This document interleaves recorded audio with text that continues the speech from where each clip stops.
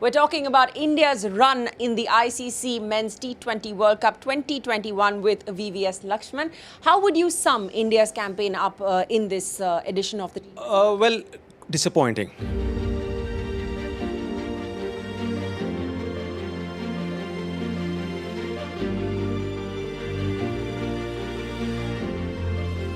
The reason I say that is while they redeemed themselves in the last three matches, convincing, comprehensive wins, but starting of the tournament, they were my favorites to win this, and everything went their way. They played IPL in conditions where the World Cup was going to happen, so the batsmen and the bowlers knew what to expect from the pitch.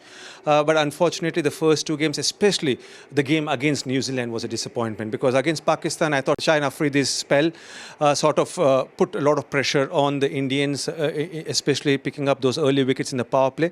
But I just felt that they were very, very tentative against New Zealand, both with the bat and the ball. So overall, they would be disappointed because it's a strong Indian side. Once again, they had an opportunity to win ICC trophy. Yeah, and it was not to be. There was a lot of conversation about there being a lack of intent or a lack of aggressive approach, especially in the games against Pakistan and New Zealand. Do you think that was the case? Not so much against Pakistan because we have to give due credit to the Pakistani bowlers, especially the way Shaheen Afridi bowled, Imad Wasim bowled, then Haris Rauf.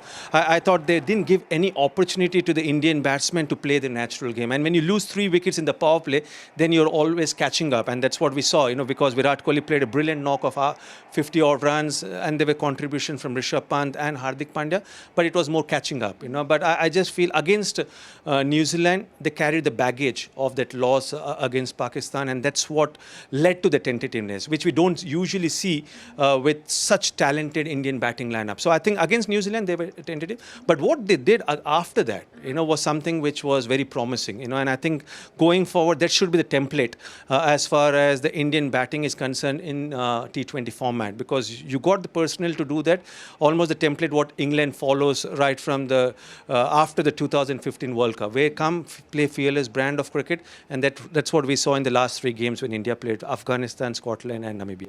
There's another T20 World Cup in a year's time. What areas would you like for India to work on before they head into that tournament? Well, I think the core group will still remain the same. I think there are a lot of experienced players who will be there in that World Cup in Australia. But there are two skill set, I would say, which probably India requires to address very quickly. One is a backup to Hardik Pandya, because we got a lot of batsmen who can come and play the natural game, very talented, very promising, but they don't bowl. So we have to find someone who can come and bat probably at 5 and 6, finish off the innings, but also give at least 2 overs, if not more.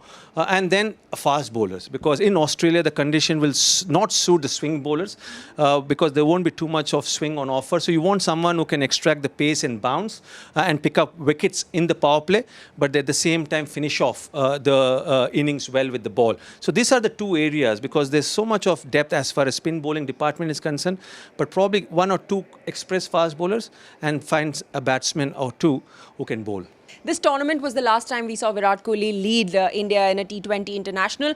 If you had to look back on Virat's time as captain, how would you describe it? And how do you think his batting will be affected now that the pressure of captaincy is on? Well, I think Virat Kohli is someone who loves responsibility, and I feel that he has done really well. When you see the win percentage, it's excellent. In all the 3 formats. Yes, there is no ICC trophy, and which I'm sure Virat Kohli would have wanted as a captain. But having said that, Virat is an inspirational leader. He inspires through his actions, the way he conducts himself on the field, the way there's so much of intensity, aggression. Each and every ball is on a field. And with the bat, to answer your second question, I don't think that it will change, because someone like Virat Kohli, who takes a lot of pride playing for the country, always strives to achieve excellence, whether he's the leader or he's not, or whether he's a designated captain or not. He will always be the leader of the team, and he will be out there trying to win matches, trying to create that atmosphere in the dressing room, on the field, where kids or the youngsters will get inspired by his presence.